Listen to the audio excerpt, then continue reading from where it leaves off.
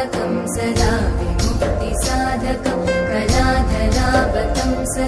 विलासि लोकरक्षकम्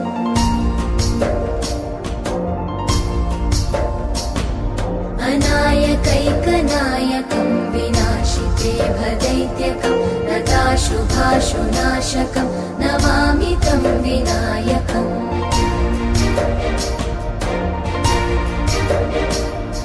न तेतरातिभीकरं नवोदितार्कभास्वरं न मत्सुरादिनिर्जरं न ताधिकापदुद्धरम्